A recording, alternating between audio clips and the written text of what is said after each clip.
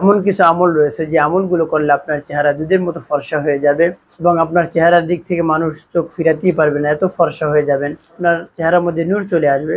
তাই যাদের চেহারার মধ্যে নূর রয়েছে তারা কালো হলেও তাদেরকে দেখতে ভালো লাগে, আর যাদের চেহারার মধ্যে নূর নেই, তাদের চেহারা ফর্সা হয়, তাদেরকে দেখতেও ভালো লাগে না।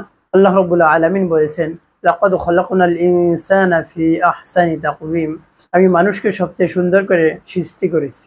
তাই আপনার চেহারাকে লাবণ্যময় করতে এবং ফর্সা করতে চাইলে আপনি এই আমলটি সুন্দর করে যদি করতে পারেন, আপনার চেহারা অবশ্যই লাবণ্যময় হবে এবং ফর্সা হবে এবং উজ্জ্বল হয়ে যাবে, চেহারার মধ্যে নূর চলে আসবে। তাহলে চলুন আমলটি শিখে নেওয়া যাক।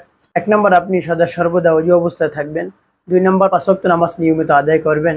5 ওয়াক্ত নামাজ যদি কেউ নিয়মিত আদায় করে তাহলে সে কালো হলেও তাকে দেখতে অনেক ভালো লাগে, তার চেহারার মধ্যে নূর চলে আসে। আর আপনি যদি 5 ওয়াক্ত নামাজ পড়েন, 5 ওয়াক্ত নামাজের সময় 5 বার ওযু করতে হয়, আর আপনি যদি প্রতিদিন 5 বার ওযু করেন তাহলে আপনার চেহারা এমনিতেই ফর্সা হয়ে যাবে।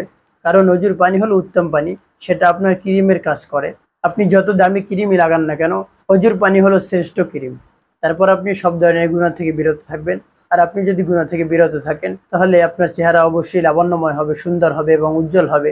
শুধু চেহারাই উজ্জ্বল হবে না, সাথে সাথে আপনার কলবও সুন্দর হয়ে যাবে, পাক পবিত্র হয়ে যাবে ইনশাআল্লাহ।